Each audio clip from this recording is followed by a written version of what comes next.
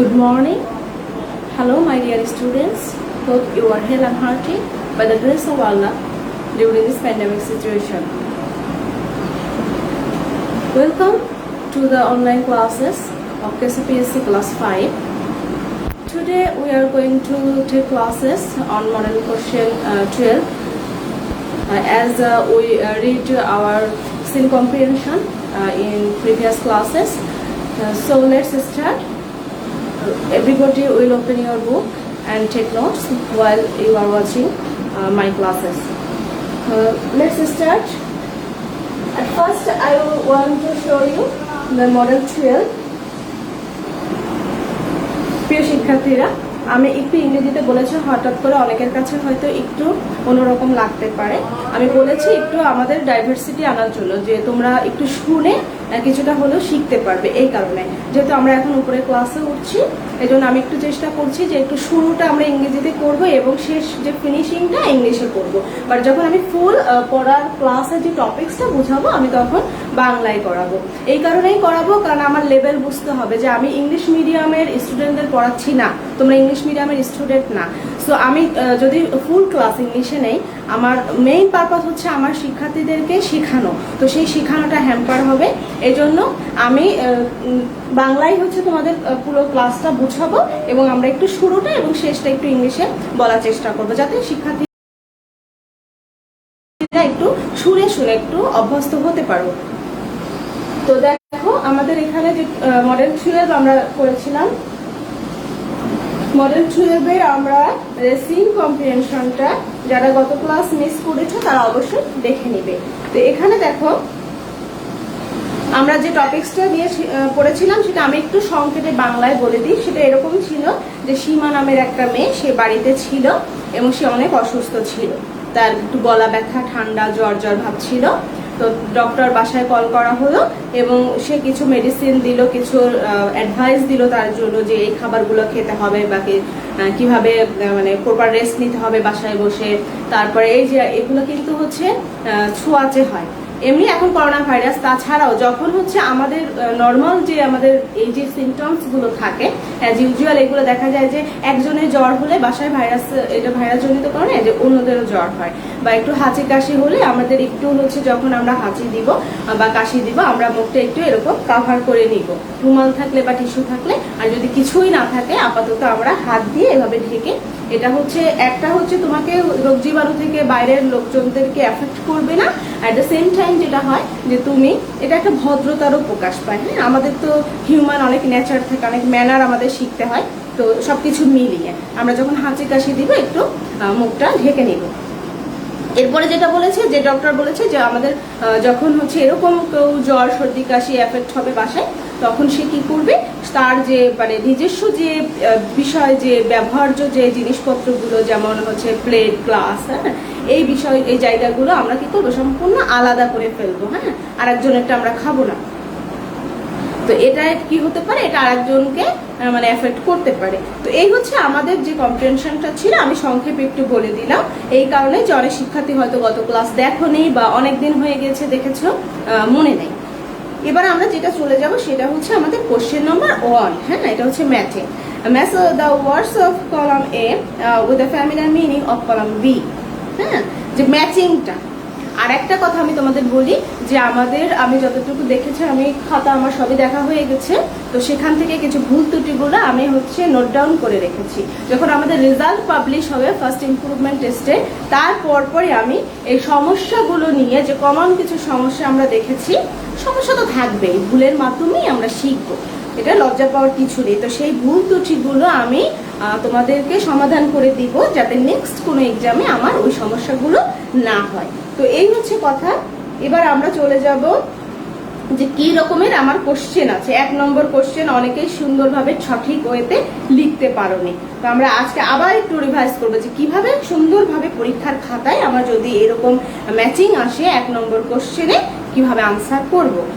তো শুরুতে যেটা করব, আমরা প্রশ্নটা আমরা খুব সুন্দরভাবে বোঝার চেষ্টা করব। প্রশ্ন বোঝার জন্য সময় নিতে হবে, ভালোভাবে বুঝে দেন আনসার করতে হবে। তাহলে দেখো, match the words of column A with the similar meaning of column B. যে কলাম এর সাথে সমার্থক শব্দে একই রকম অর্থের যে শব্দগুলো কলাম বিতে আছে সেগুলো আমরা কি করব, আমরা ম্যাচিং করব, মানে মিল করব। এবং এর জন্য আমার মার্কস কত, 1 × 5 = 5, যেটা আমি সব সময় আমার শিক্ষার্থীদেরকে বলি, লাইফে যত পরীক্ষা আছে, যে কোনো এক্সাম, সেটা যে লেভেলের হোক না কেন, সব সময়ের জন্য কোশ্চেনটা ভালো করে বুঝতে হবে এবং আমার মার্কসটা দেখতে হবে। কারণ কি, মার্কসের উপর কিন্তু অনেক কিছু ডিপেন্ড করে। তো এখানে আমরা একটু দেখে নিই, আমাদের হচ্ছে 5 মার্কস, মানে তুমি যদি সঠিকভাবে 5টা আনসার লিখতে পারো তুমি ইজিলি 5 মার্কস পেয়ে যাবে। তো এখানে দেখো কলাম এতে আছে স্কুল। স্কুল হচ্ছে ওয়ান কাইন্ড অফ, এখানে আগে বাম সাইডের আমি শব্দগুলো পড়বো, দেন হচ্ছে ডান সাইডের শব্দগুলো পড়বো। এরপরে আমাকে যেটা করতে হবে, আমাকে ম্যাচ করতে হবে যে কোনটার সাথে কোনটার অর্থে মিল আছে। তাহলে কলামের শব্দগুলো আমরা একটু দেখে নিই। প্রথমে আছে school, doctor, juice, flow, home.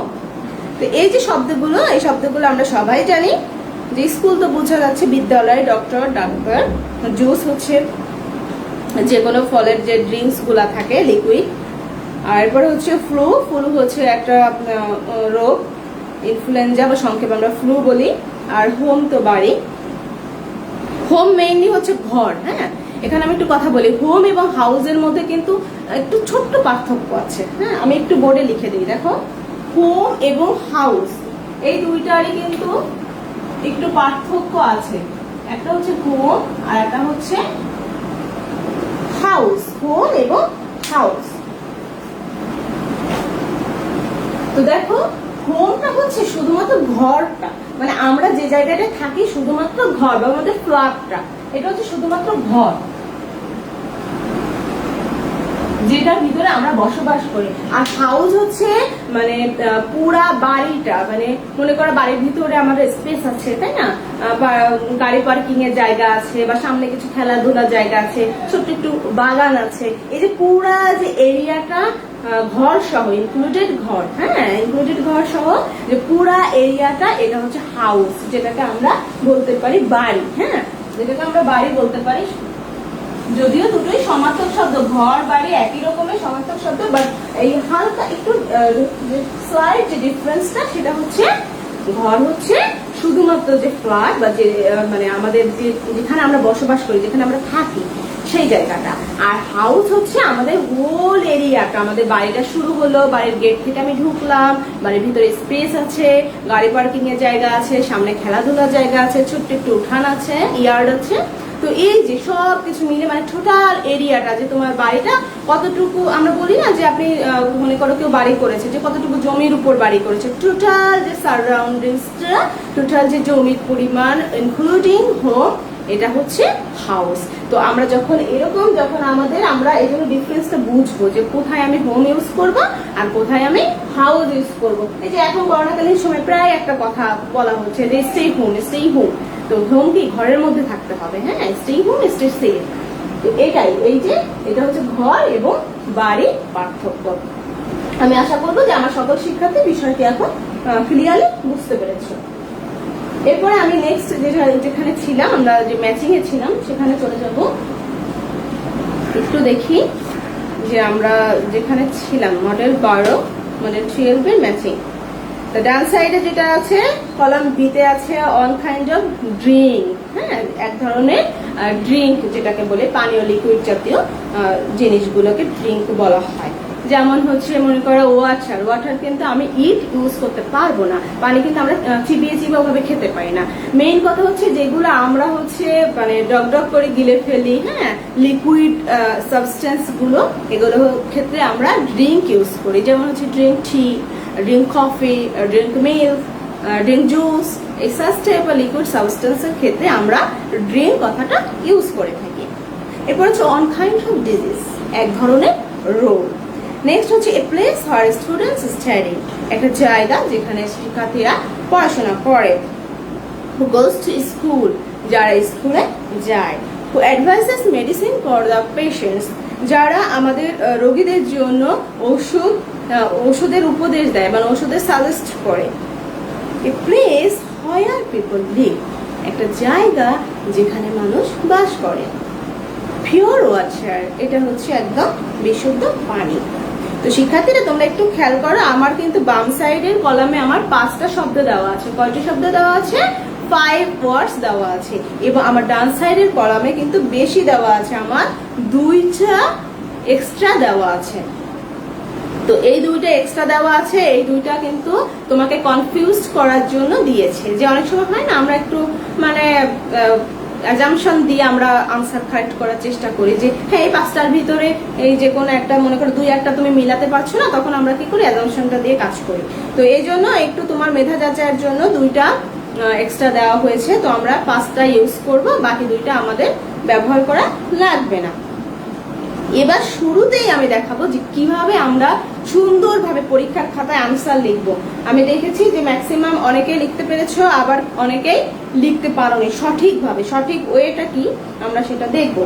যেহেতু আমার প্রশ্নে 2 সাইডের কলামে 2 ধরনের নাম্বারিং করা আছে, 2 সাইডের কলামের শব্দের আগে 2 ধরনের নাম্বারিং করা আছে। কিরকম? মনে করো এখানে কলাম এ তে স্কুলের আগে এ এর নাম্বার আছে, এবং কলাম বি তে এখানে যেমন দেখা যাচ্ছে অন কাইন্ড অফ ড্রিঙ্ক, এটার উপরে একটা রোমান সংখ্যা 1 2 3 4 দেওয়া আছে। যদি কোনো প্রশ্নে এরকম নাম্বার থাকে, অবশ্যই সেই নাম্বার আনসার স্ক্রিপ্টে তোমার ব্যবহার করতে হবে। কোনোভাবেই তুমি সেটা অ্যাভয়েড করতে পারবে না। তাহলে শুরুতেই যেটা করতে হবে, আমাকে answer to the question now on মিডিলে সুন্দরভাবে লিখতে হবে। হ্যাঁ, আমি এটা মুছে দিব, তোমরা এটা লিখে ফেলো। মিডিলে সুন্দরভাবে লিখতে হবে, যাতে আমার যিনি খাতা দেখবে পরীক্ষকের চোখে খুব ইজি ভাবে চোখে পড়ে যে আমার শিক্ষার্থীরা এখন কোশ্চেন অন এর আনসার করছে। অনেকে এখনো তোমাদের ভিতরে ভ্রান্ত ধারণা আছে, অনেকে এখনো হচ্ছে মার্জিনের বাইরে এরকম করে ছোট্ট একটু নাম্বার করো, নাম্বারিং দাও, অথবা মার্জিনের ভিতরে এরকম করে একটু অন দিয়ে আনসারটা লেখা শুরু করো। তো এরকম কিন্তু করা যাবে না। এরকম করলে যে তোমার মার্কস কেটে নিব আমি, বা কোনো পরীক্ষক মার্কস কেটে নিবে, বিষয়টা এরকম না। এটা হলে হয় কি, অনেক সময় দেখা যায় যে চোখে পড়ে না, এত ছোট করে কেউ নাম্বারিংটা দিয়ে থাকো, লেখার ভিতরে বোঝা যায় না।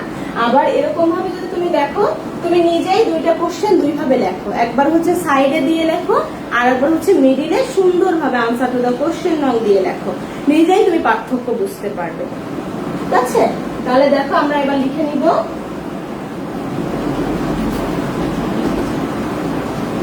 তার আগে তোমরা অবশ্যই এই 2টি শব্দ খাতায় লিখে নিবে, হাউস এবং হোম। এটা একটা বক্সের ভিতরে করে ফেলি, যেহেতু 2টা কাছাকাছি শব্দ, কাছাকাছি মিল, এই জন্য আমরা এই ধরনের কাছাকাছি শব্দার্থগুলো কি করবো, একটু এক জায়গায় এরকম একটা বক্সের ভিতরে লেখার চেষ্টা করবো। ওকে,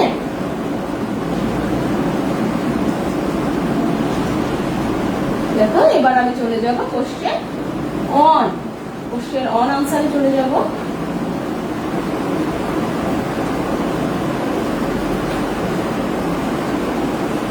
Answer to the question of 1. Answer to the question of on. তো যাই হোক, এখানে আমরা যেভাবে আনসার করব, শুরুতে আমার এই যে বাম সাইডের কলামের নাম্বার, আমি যেটা ফার্স্ট আনসার করতে যাচ্ছি সেই নাম্বারিংটা লিখবো। যেমন স্কুলের আছে আগে একটা এ আছে, কি আছে? নাম্বারিংটা এ আছে। তো আমি এই এটা লিখলাম। এবার আমি প্লাস চিহ্ন দিব, কারণ আমি এটার সাথে এইটার ম্যাচ আছে, এই জন্য আমরা প্লাস চিহ্ন দিয়ে ম্যাচিংটা করব। প্লাস চিহ্ন দিয়ে আমি কি করব, দেখো ডান সাইডের কোনটার সঙ্গে আমার এই অর্থে মিল আছে। স্কুল বলতে কি বোঝায়? স্কুল বলতে বোঝায় এ প্লেস হোয়ার স্টুডেন্টস স্টাডি, একটা জায়গা যেখানে শিক্ষার্থীরা পড়াশোনা করে। সো এইটার আগে একটা নাম্বারিং আছে, এটার আগে নাম্বার আছে 3। হ্যাঁ, এটাকে রোমান সংখ্যা 3 বলা হয়। তোমরা অনেকে কিন্তু এই রোমান সংখ্যাটা ভালো বুঝতে পারো না, তো আমরা কোনো সময় যেন আই বা এটা অন্যভাবে পড়া যাবে না। হ্যাঁ, এই যে যেমন 5 কে অনেকে ভি বলো, না এটা ভি না, এটা হচ্ছে রোমান সংখ্যা 5, রোমানিয়ান সংখ্যা। তো এখানে আমরা এবার করব 3টা লিখে ফেলবো। এবার আমরা একটা ব্র্যাকেট চিহ্ন দিব। ব্র্যাকেট চিহ্ন দিয়ে, তার মানে এই 2টা শব্দ একই অর্থ বহন করে, এই জন্য দুটোকে আমি এক জায়গায় করে এনেছি। এবার যেটা করব, এই 2টা মানে যে নাম্বারিং এর সাথে যে শব্দ ছিল সেই শব্দ দুটো আমি আলাদা লিখবো। যেমন এইখানে এর আগে কি শব্দ ছিল? এর আগে ছিল স্কুল, তাহলে আমি এখানে লিখে ফেলি স্কুল। ওকে, দেখো আমি এখানে স্কুল লিখে ফেলেছি। এরপরে কি হবে, এরপর আমার 3 নাম্বার। 3 নম্বরে কি হবে, তোমরা এখন হয়তো অনেকে কোশ্চেন করতে পারো যে আমি তো এখানে প্লাস চিহ্ন দিয়েছি বাট এখানে প্লাস চিহ্ন কেন দিচ্ছি না। এটা লেখার স্টাইল। এখানে এটা দিয়ে আমি একটা মানে দেখিয়ে দিয়েছি, দুটাকে ব্র্যাকেট চিহ্নর ভিতরে এনেছি এবং ইকুয়াল টু আমরা কখন ব্যবহার করি, আমরা ম্যাথমেটিক্সেও কিন্তু ইকুয়াল টু ইউজ করি। কখন? যখন দুইটা ভ্যারিয়েশন একই রকম মিনিং বহন করে বা দুইটার মান একই থাকে, তাই না? যেমন আমরা হচ্ছে যখন ম্যাথমেটিক্স পড়ি মান নির্ণয়ের ক্ষেত্রে ডান পক্ষ ইকুয়াল টু বাম পক্ষ, অথবা left hand side equal to right hand side দিয়ে ব্র্যাকেটে লিখে দিই প্রুভড, আর যদি বাংলায় লেখো সেক্ষেত্রে বাম পক্ষ ইকুয়াল টু ডান পক্ষ লিখে প্রমাণিত। তো ঠিক সেরকম যেহেতু একই অর্থ বহন করছে, স্কুল অর্থ যা, তারপরে এ প্লেস আর স্টুডেন্টস স্টাডি একই অর্থ, এই জন্য আমি এখানে সমান সমান চিহ্ন ব্যবহার করেছি। মেইন কথা হচ্ছে তুমি একটু ডিফারেন্ট ওয়েতেও লিখতে পারো, মেইন কথা হচ্ছে আমার এই নাম্বার গুলো অবশ্যই ব্যবহার করতে হবে, কারণ আমার প্রশ্নে নাম্বার দেওয়া হয়েছে। তো স্কুলের ক্ষেত্রে আমি এগুলো লিখে দিচ্ছি, a place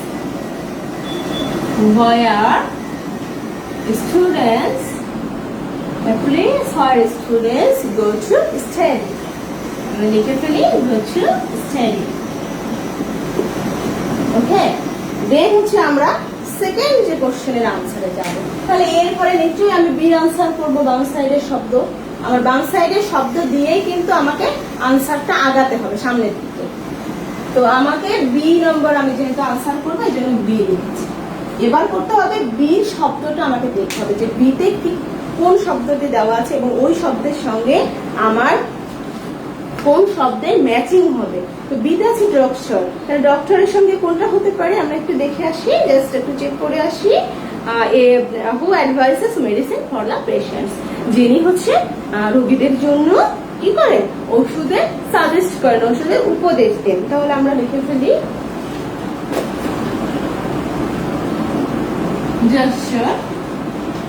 ডক্টর কি হবে, who advises medicine for the patients, who advises medicine for the patients।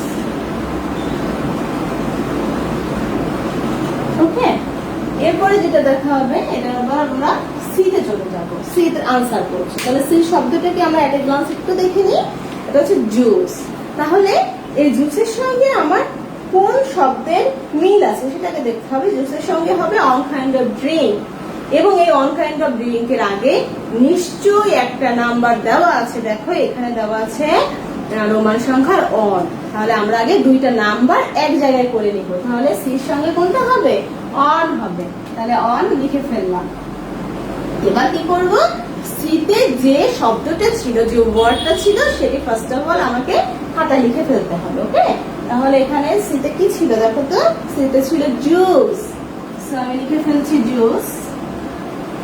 এখন একটা সমান সমান চিহ্ন দিব, যেহেতু সমার্থক শব্দ একই অর্থ বহন করছে এই জন্য সমান সমান চিহ্ন দিয়েছি। এরপরে হচ্ছে জুসের সঙ্গে অন কাইন্ড অফ ড্রিঙ্ক, যেহেতু একবার আমি নাম্বার নিয়ে ফেলেছি না, এই জন্য আমি এই শব্দের আগে আর নাম্বার ইউজ করছি না। One kind of drink.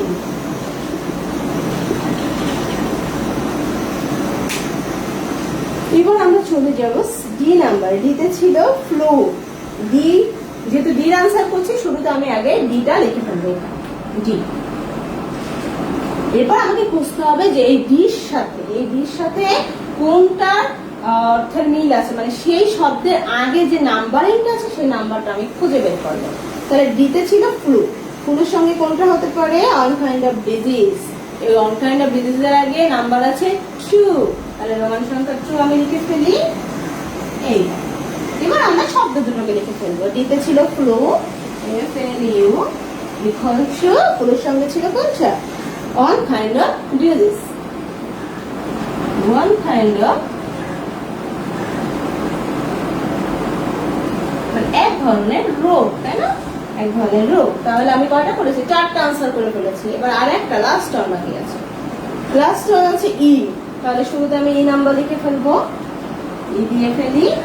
এবার হচ্ছে ই শব্দটা আমি দেখব, সেই শব্দের সাথে যে শব্দের ম্যাচিং হবে সেই শব্দের আগে যে নাম্বারিংটা আছে সেই নাম্বারটা আগে লিখে ফেলতে হবে। তাহলে এতে আছে হোম, হোমের সাথে কোনটা হতে পারে? হোমের সাথে হতে পারে যে হচ্ছে প্লেস হায়ার পিপল লিভ। তাহলে প্লেস হায়ার পিপল লিভের আগে আছে 6 নম্বর, 6 নম্বর যে নাম্বারিংটা আছে, এই জন্য আমরা ই প্লাস 6 লিখে ফেলেছি। এবার হচ্ছে ই শব্দটা ছিল হোম, যেটা নিয়ে আমরা অলরেডি আলোচনা করা হয়ে গেছে। হোমটা হবে a place where people live, a place where people live, where people live. Okay, দেখো তাহলে এই হচ্ছে আমাদের কোশ্চেন আনসার। যদি এইভাবে লেখো খুব সুন্দরভাবে তোমরা লেখাটাও দেখতে সুন্দর হবে, সুন্দরভাবে আমরা প্রেজেন্ট করলাম। দেখো একটা আমাদের নিজেদের বাস্তব জীবনেও মনে করো যে একটা কথা কিন্তু অনেক ভাবে বলা যায়। তো আমাদের এক একজনের বলার যে ধরনটা, আমাদের যে অ্যাপ্রোচটা, আমাদের অ্যাপ্রোচটা কিন্তু অনেক বড় একটা ফ্যাক্ট। মনে করো আমি তোমাকে একটা কথা বললাম, খুব সুন্দর করে আমি তোমাকে বুঝিয়ে বললাম, রাগ করে বললাম না। এখন আমি যদি খুব রাগ করে বলি বা আমি যদি খুব ওরকম একটা ভাব দেখাই, তাহলে কি হবে? তোমরা ভয় পাবে, তোমরা তোমাদের যে সমস্যা ক্লাসে, তোমাদের সমস্যাগুলো অনেক সময় তোমরা এক্সপ্রেস করতে পারবে না। এর ফলে কি হবে? একটা গ্যাপ সৃষ্টি হবে, একটা হিউজ গ্যাপ সৃষ্টি হবে। তো একটা কথা মনে করো, হ্যাঁ আবার শাসনেরও দরকার আছে। আমি যখন তোমাদেরকে কথা বলতে নিষেধ করব বা তুমি মনে করো একটা ভুল কাজ করেছো, আমি যখন তোমাকে একটু বুঝাবো, একটু শাসনেরও প্রয়োজন আছে। তো আমাদের যে অ্যাপ্রোচটা, আমাদের কথা, একটা কথা অনেকভাবে বলা যায়, সিম্পল ওয়েতে বলা যায়, রিকোয়েস্টিং আকারে বলা যায়, অর্ডার আকারে বলা যায়। তো সেরকম এই যে লেখাটা, এটা কিন্তু অনেকভাবে অনেকে প্রেজেন্ট করতে পারো, কিন্তু আমরা এমন ভাবে প্রেজেন্ট করার চেষ্টা করব যেন যিনি পরীক্ষক তিনি যেন দেখে সন্তুষ্ট হন এবং তোমার লেখাটা যেন সুন্দরভাবে প্রেজেন্ট করো তুমি। হ্যাঁ, এই নাম্বারটা তুমি এভাবে ব্র্যাকেট না দিয়েও হবে, তুমি এখানেও দিতে পারো আবার এখানেও দিতে পারো, যেভাবে দাও না কেন যেন তোমার পরীক্ষকের মনে কোনো কোশ্চেন না থাকে যে এইটা তো এরকম দিলে ভালো হতো। মনে করো অনেকে পরে কি শুধু একটা নাম্বার দেয়, এই যে শুধুমাত্র এই বাম সাইডের নাম্বারিং গুলো ইউজ করেছো, দিয়েছো, ডান সাইডে যে আরো রোমান সংখ্যা আছে সেগুলো ইউজ করোনি। আবার কেউ কেউ শুধুমাত্র, আমি এরকম একটি খাতা পেয়েছি, যদিও আমি বলেছি যে সমস্যা নিয়ে আলাদা ক্লাস হবে পরীক্ষার রেজাল্টের পরে, তারপরে একটু বলি। এখানে মনে করো কেউ কেউ করেছে এরকম শুধুমাত্র A+3 এরকম শুধু 2টা নাম্বার দিয়েছো, হ্যাঁ, 2টা শব্দ তুমি আলাদাভাবে লেখোনি। আমরা যখন পরীক্ষার খাতায় কোনো কিছুর আনসার করব, এমন ভাবে সুন্দরভাবে আনসার গুলো করবো যেন পরীক্ষকের মনে আর কোনো কোশ্চেন না থাকে। মনে করো আমি একটা কথা বললাম যে আমি স্কুলে যাব, এখন তোমার মনে কিন্তু অনেকগুলো কোশ্চেন আছে যে স্কুলে যাব ম্যাডাম হচ্ছে কখন স্কুলে যাবে, বা আমাদের কাছে ক্লাস হবে, আজকে কি অ্যাসাইনমেন্ট হবে, বা কোন সময় যাবে, কিন্তু সময় উল্লেখ করিনি, বা আমি কিন্তু আর কোনো ইনফরমেশন দিন। তো আমি যখন বললাম যে হ্যাঁ আমি এই কয়টার সময় স্কুলে যাব, এই কয়টার সময় তোমাদের অ্যাসাইনমেন্ট জমা দেওয়া হবে বা এই কাজ, ডিটেইলস যখন আমি বলে দিলাম, তোমার মনে কিন্তু আর কোনো প্রশ্ন থাকলো না। ঠিক সেম ওয়েতে আমরা যে কোনো রাইটিং এর ক্ষেত্রে, সেটা শুধুমাত্র ইংলিশ বলে কোনো কথা না, যে কোনো সাবজেক্টের ক্ষেত্রে তুমি যখন আনসারটা লিখবে এমন ভাবে লিখবে গোছালো ওয়েতে যেন তোমার ওই আনসারের মধ্যে সবগুলো তথ্য দেওয়া থাকে, কোনো রকমের গ্যাপ না থাকে, ইনফরমেশন গ্যাপ না থাকে। এবং আমরা যেটা করি ম্যাক্সিমাম ক্ষেত্রে, আমরা অনেকে একটা ভ্রান্ত ধারণা আছে যে অনেক বেশি লিখলে হয়তো অনেক বেশি মার্কস পাওয়া যায়। আমি আমার এই অন আনসারের কথা বলছি না, এটা তো একদম লিমিটেড একটা জাস্ট ম্যাচিং, এটার কথা বলছি না। মনে করো যে কোনো রাইটিং এর ক্ষেত্রে তুমি একটা বাংলায় একটা কোশ্চেনের আনসার লিখেছো বা ইংলিশ একটা প্যারাগ্রাফ বা রাইটিং সেকশনে কিছু লিখেছো, আমরা অনেকে মনে করি যে অনেক বেশি পেজ ভরে লিখলে, অনেক কিছু লিখলে হয়তো অনেক মার্কস পাবো না। এই ধারণাটা একদমই ভুল। তোমার টু দ্য রিলিভেন্ট ওয়েতে আনসার করতে হবে, তোমাকে যেটা চেয়েছে সেই টপিকসটা নিয়েই তোমাকে হাইলাইট করতে হবে। মানে আমি জিজ্ঞেস করেছি যে তোমার বাড়ি কোথায় অথবা তোমার নাম কি, তুমি অনেক তথ্য দিয়েছো, তোমার সম্পর্কে, তোমার ফ্যামিলি ব্যাকগ্রাউন্ড সম্পর্কে অনেক অনেক তথ্য দিয়েছো, কিন্তু কোথাও তুমি তোমার বাড়ি কোথায় সেই তথ্যটি দেওনি, তাহলে কি তুমি ভালো মার্কস পাবে? কখনো পাবে না। তো এই জন্য আমি বলবো, বিশেষ করে আমাদের এই প্রতিষ্ঠানে আমাদের ম্যাক্সিমাম মানে আমরা যারা শিক্ষক মন্ডলী আছেন তারা আমরা সবাই কিন্তু মোটামুটি ইয়াং জেনারেশনের। সো আমরা সর্বোচ্চ চেষ্টা করি খাতাটা সেভাবে ইভ্যালুয়েট করতে, এবং আমরা পড়ে নিই, খাতাটা না পড়ে কিন্তু আমরা আনসার করি না। সো ওই পরিস্থিতি যদি কেউ কোথাও এর আগে করে থাকো, এর আগে মার্কস পেয়ে থাকো, এবং যদি মনে করো যে এখানেও পাবে, তাহলে কিন্তু সম্পূর্ণ রং হবে। তো এই যে একটা বিষয় লেখার ক্ষেত্রে। তো আমরা দেখো 8 নম্বর আনসার লিখে ফেলেছি, তোমরা একটু লিখে নাও, আমি বোর্ডটা হাইলাইট করছি, তোমরা সুন্দরভাবে খাতায় নোট ডাউন করে নিবে। এবং নোট ডাউন করার আগে অবশ্যই অবশ্যই আজকে ডেট দিবে 11/8/2021। আমি সবসময় এটা বলি, কারণ যে কোনো নোট ডাউন করার আগে তারিখ দিলে হয় কি তোমার একটা ডকুমেন্টস থাকে যে আমি এই তারিখে এই ক্লাসটি করেছি। এটা অবশ্যই একটা গুরুত্বপূর্ণ একটা বিষয়, তারিখ দিতে হয়। তাহলে তোমরা এটা লিখে নাও, এবং কোনো সমস্যা হলে আমাকে অবশ্যই অবশ্যই জানাবে।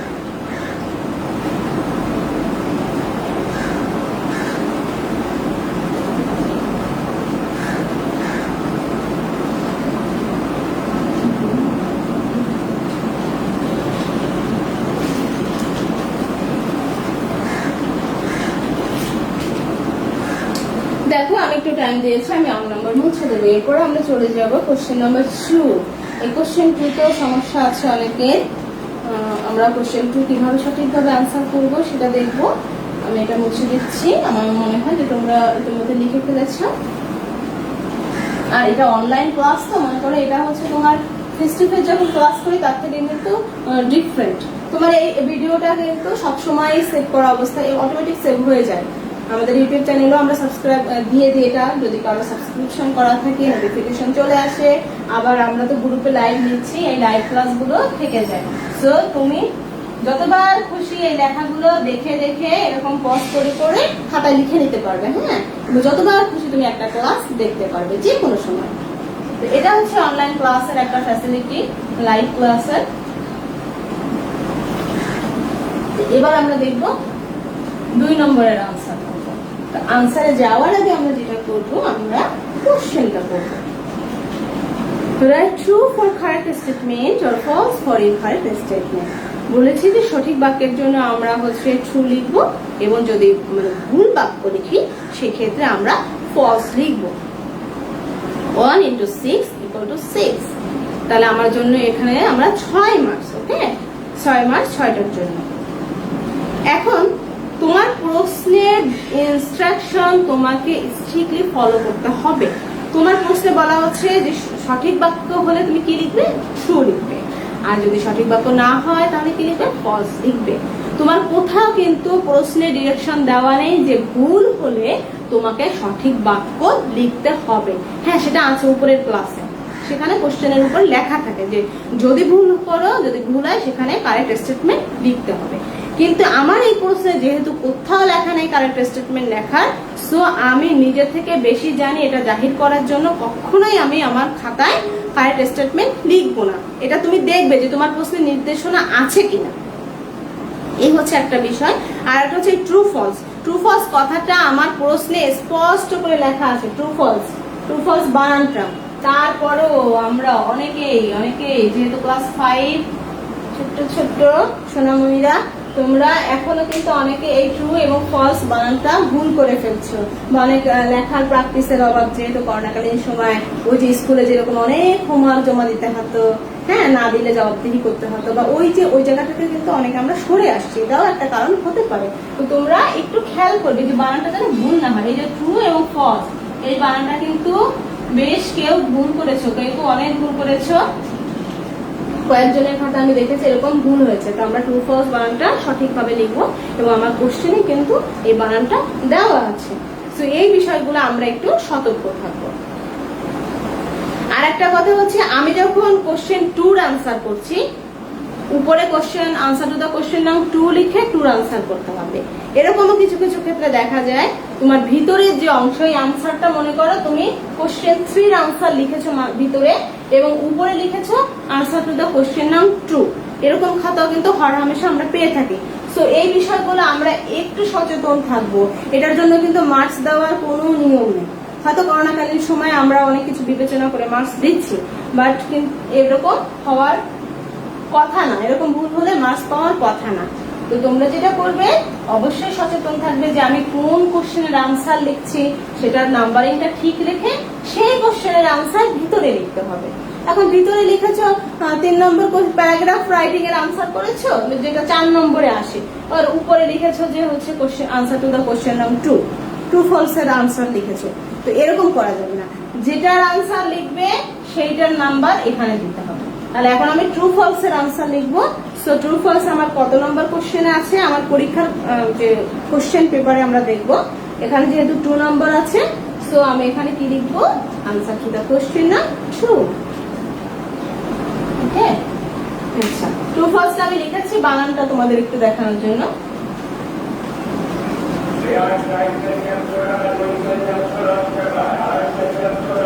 এখন আমরা যেটা করব, আমরা ট্রু ফলসে কিভাবে আনসার করতে হয় সেটা দেখব।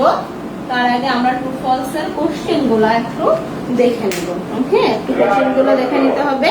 প্রথমে আছে সীমা হ্যাজ ফ্লু, সীমার ফ্লু হয়েছে, এবং এই কোশ্চেনের আনসার গুলো আমরা সিন কম্প্রিহেনশন এর হেল্প নিয়ে লিখব। With the help of seen comprehension we have to answer this questions.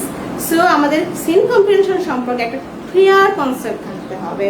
We have to a clear concept about seen comprehension at first, then we answer this questions. Seema has flu, সীমার flu হয়েছে। Seema feels very warm for her কফিং, সীমা তার মানে কাশির জন্য খুব গরম অনুভব করছে। এটা কি হয়, কাশির জন্য কি কেউ গরম অনুভব করে বলো তো? হয় না। এর জন্য আমাদের এট দ্য সেম ওয়েতে কি করতে হবে, এট দ্য সেম টাইম আমাদের বাংলা অর্থ বুঝতে হবে। The doctor visited Seema last night, doctor গত রাতে সীমাকে দেখতে এসেছিল। We get energy from foods, আমরা খাবার থেকে এনার্জি পেয়ে থাকি।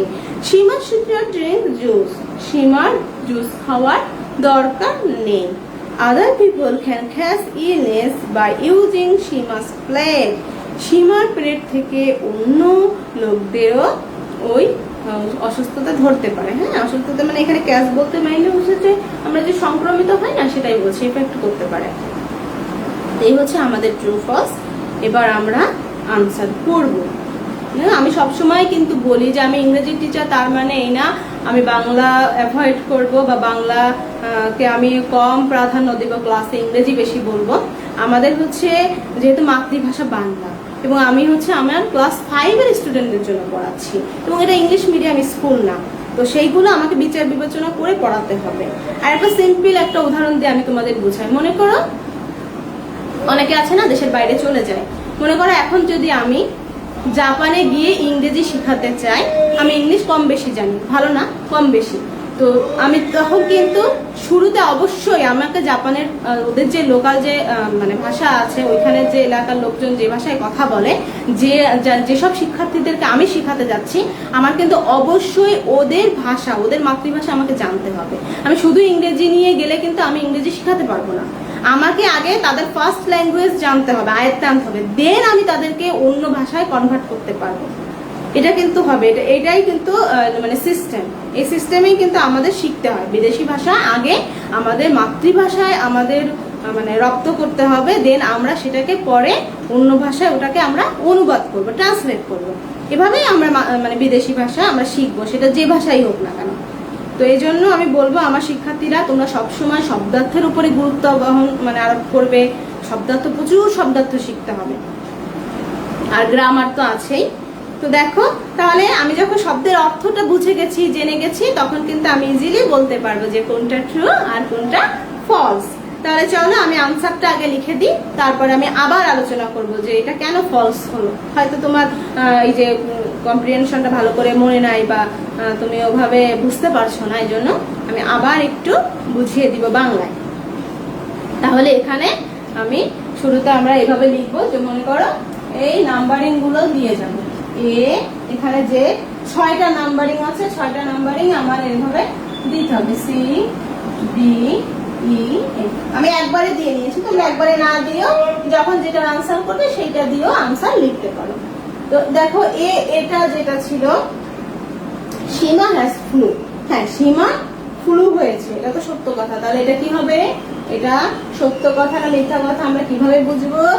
যদি ওই তথ্যটা, ওই ইনফরমেশনটা আমার এই সিন কম্প্রিহেনশন বা আনসিন কম্প্রিহেনশন যেটা থেকেই আসুক না কেন কোশ্চেন, তার সঙ্গে, সেই কম্প্রিহেনশনের সঙ্গে মিলে যায়, তাহলে আমরা সেটাকে বলবো ট্রু। আর যদি এমন কোন তথ্য ট্রু ফলসে দেওয়া থাকে যে তথ্যের সাথে আমার কম্প্রিহেনশনের তথ্যের কোনো রকমের মিল নেই, সম্পূর্ণ ভিন্ন ধর্মী কোনো তথ্য দিচ্ছে, একদমই ম্যাচিং হচ্ছে না, সেটার আনসার আমরা কি লিখবো? সেটার আনসার লিখবো ফলস। তো এই হচ্ছে ট্রু ফলস করার সিস্টেম। তাহলে আমরা প্রথম যে আনসারটা হবে ট্রু, মানে এ দিয়ে ট্রু লিখবো। হ্যাঁ, আমরা কিন্তু অনেকে করি যে নাম্বার দেওয়ার ঠিক পর একদম সাইড ঘেসে লিখি, এটা এখানে একটু স্পেস দিলে সেটা দেখতে খুব সুন্দর হবে এবং বোঝাও যাবে। ঠিক আছে, আমরা একটু স্পেস রাখবো, নাম্বারিং গুলো দেওয়ার পরে একটু স্পেস রাখবো। তাহলে এখানে হচ্ছে ট্রু। এরপর Seema feel very warm for her coffee, এরকম কোন তথ্য কি দেওয়া আছে? না, দেখো একদম এখানে লেখা আছে she also feels very warm because she had a fever.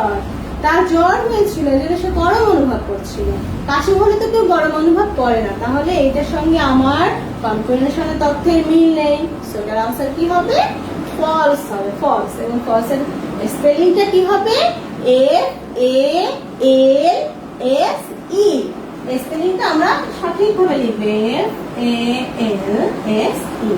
এটা হচ্ছে আমাদের ট্রু ফলস লিখছি, একটু ফুল স্টপ দিয়ে দিই যেহেতু শেষ হয়ে গেছে।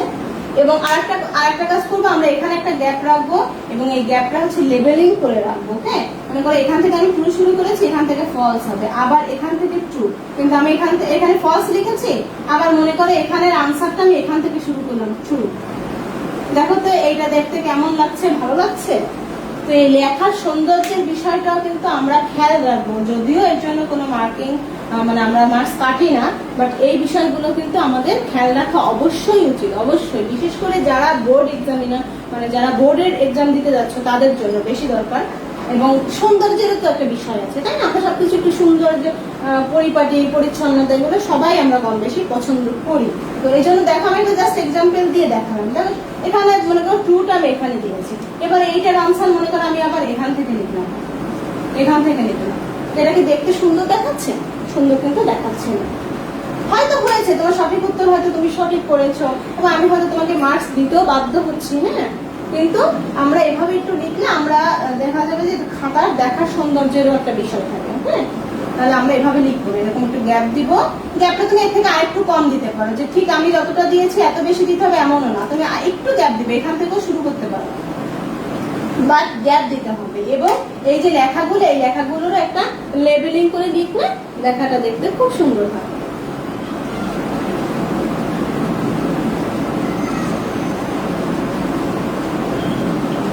এবার আমরা কোশ্চেন নাম্বার সি তে চলে যাব, যে কোশ্চেন সি তে কি আছে। কোশ্চেন সি তে কি ছিল? যে doctor visited Seema last night. আচ্ছা, লাস্ট নাইটের কথা কি বলা আছে? আমরা চলে যাব কম্প্রিহেনশনে সরাসরি। হ্যাঁ, আছে, যে doctor visited Seema last night, একদম স্পষ্ট করে লেখা আছে, তার মানে কি হবে? ট্রু হবে। তাহলে এখানের আনসার কি হবে? ট্রু। এই দেখ, আমার কিটা একটু বেশি হয়ে গেছে, এই জন্য আমরা একদম লেবেলিং করে লিখবো। আমি আশা করছি আমার শিক্ষার্থীরা বুঝতে পেরেছে, একদম লেবেলিং করে লিখলে লেখাটা সুন্দর হয়। এরপরে আমরা চলে যাবো 3 নম্বরে, we get energy from foods. আমরা খাবার থেকে কি শক্তি পাই? দেখো তো এখানে কি লেখা আছে? Eat food that gives your body energy. হ্যাঁ, absolutely. আমরা যখন অসুস্থ হই, when we feel sick, তখন হচ্ছে কি করা হয়? Then we are reluctant to eat. আমি ইংরেজিও বলছি, বাংলাও বলছি, কারণ ইদানিং দেখেছি কেউ হয়তো ইংরেজিও পছন্দ করো। তো এই যে মনে করো আমি বললাম যে যখন দেখা যায় যে হচ্ছে যখন আমরা অসুস্থ হই, তখন আমরা কি করতে, আমরা হচ্ছে খাবার খেতে চাই না, আমরা খাবার খেতে অনিচ্ছুক। আমি একটা শব্দ ব্যবহার করেছি, রিলাক্ট্যান্ট। হ্যাঁ, রিলাক্ট্যান্ট একটা শব্দ আমি আমার কথার ভিতরে ব্যবহার করেছি। ওই হচ্ছে এইটা, আমি ইংরেজি বলবো, যদি আমার ক্লাস আমি ইংরেজি বলি, পাশাপাশি সেই ইংরেজি বাংলাটাও আমাকে বলতে হবে, কারণ তোমরা তো এখন ওইভাবে অভ্যস্ত না। আমি যদি শুধু ইংরেজি বলে যাই তাহলে কেউ ক্লাস বুঝতে পারবে না। তো রিলাক্ট্যান্ট শব্দের অর্থ হচ্ছে অনিচ্ছুক। হ্যাঁ, রিলাক্ট্যান্ট শব্দের অর্থ অনিচ্ছুক। তাহলে আমি কি বললাম, যে it is usually scene that, এটা সাধারণত দেখা যায় যে when we fall sick or we become ill we are reluctant to eat, যখন আমরা অসুস্থ হই তখন আমরা খেতে অনিচ্ছা বোধ করি, অথবা আর একটা শব্দ হচ্ছে আনউইলিং, সেটা ব্যবহার করতে পারো, সেটাও অনিচ্ছুক। উই আর আনউইলিং টু ইট, আমরা খেতে চাই না, খেতে মন চায় না, বা উই ডোন্ট ওয়ান্ট টু ইট। হ্যাঁ, ডোন্ট ওয়ান্ট টু, এটা একদম সিম্পল একটা শব্দ, এটাও ইউজ করতে পারো যেভাবেই বলো না কেন। আর একটা শব্দ হচ্ছে আনউইলিং।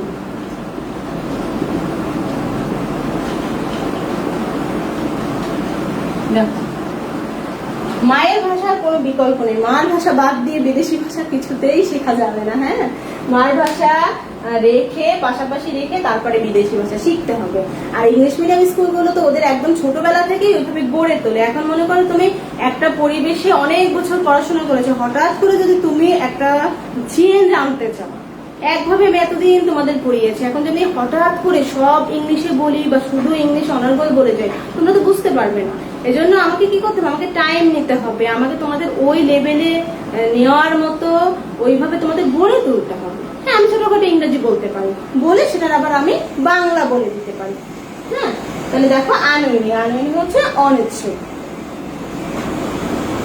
এবার হচ্ছে ডি, ডিতে যেটা আছে যে we get energy from food, সেটা হচ্ছে ট্রু হবে, তাই না? আমরা ট্রু লিখে ফেলি, হচ্ছে অ্যাবসলিউটলি কারেক্ট আনসার, ট্রু। এবার হচ্ছে ই নাম্বার কোশ্চেন। দেখো, একটা ইংরেজি বাক্য শিখতে যে, একটা ইংরেজি স্পিকিং শিখতে যে আমরা দুটো শব্দ শিখে ফেলেছি, এভাবেই আমাদের শিখতে হবে, গ্রাজুয়ালি শিখতে হবে। এরপরে দেখো, Seema should not drink juice, Seema juice পান করা উচিত না। এরকম কি কোনো কথা আছে যে যখন জ্বর হবে জুস খাওয়া যাবে না? এরকম কোনো কথা আমাদের কম্প্রিহেনশনে আছে কিনা একটু আমরা চেক করব। Drink a lot of water or juice, এটা দেওয়া আছে যে আমাদের কি করতে হবে, জুস খেতে হবে, অথবা প্রচুর পানি অথবা জুস খেতে হবে। তাহলে আমাদের কি হবে, এটা কথাটার সঙ্গে আমাদের কম্প্রিহেনশনের কথার কি মিল নাই, তাহলে এটা কি হবে, ফলস হবে, ফলস।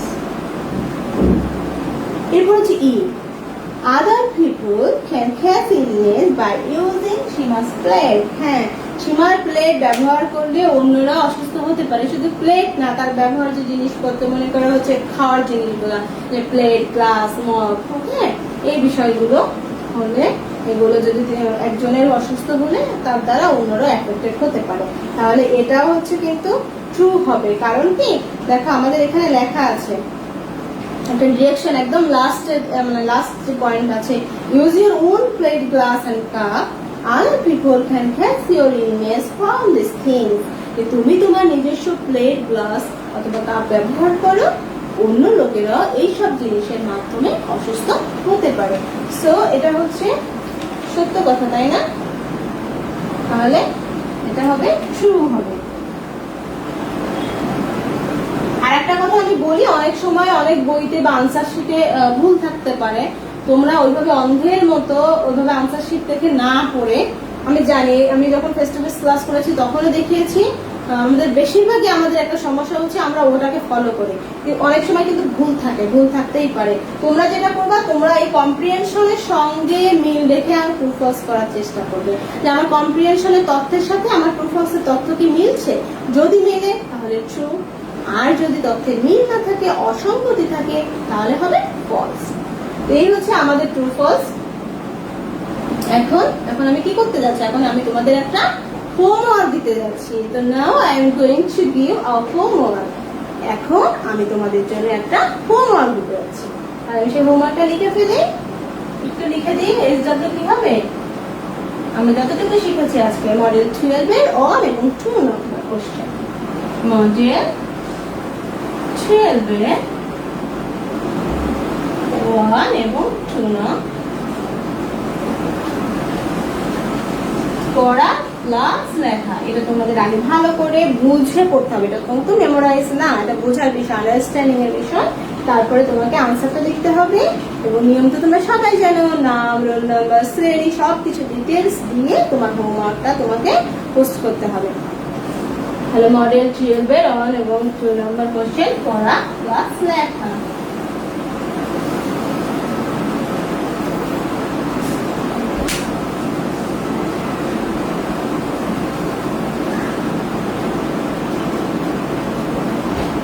দেখো প্রিয় শিক্ষার্থীরা, তাহলে এটা হচ্ছে আমাদের হোমওয়ার্ক, তাই না? এবং আমি আশা করব, I expect that all of my dear students will take part in giving their homework and they will submit it within 1 week. এক সপ্তাহের মধ্যে আমি আশা করব আমার সকল শিক্ষার্থী এই হোমওয়ার্কটি জমা দিবে এবং কতদিনের মধ্যে এই হোমওয়ার্কে অংশগ্রহণ করবে। আমি একটা শব্দ বলেছি, টেক পার্ট ইন, মানে অংশগ্রহণ করবে। হ্যাঁ, কতদিনের মধ্যে? উইদিন 1 উইক, এক সপ্তাহের মধ্যে তোমাদেরকে এই হোমওয়ার্কগুলো অবশ্যই জমা দিতে হবে। তা তোমরা একটু লিখে নাও, খাতায় লিখে নাও, ট্রু ফলস এর আনসার গুলো একটু লিখে নাও। এই দুইটা শব্দার্থ আমি এক্সট্রা আমাদের আলোচনা এমনি কথার ভিতরে এসেছে তাই দিয়েছি শেখার জন্য। এই দুটো কিন্তু আমাদের কম্প্রিহেনশনের অন্তর্ভুক্ত নয়, এজন্য আমি একটু আলাদাভাবে সাইড করে লিখে দিয়েছি।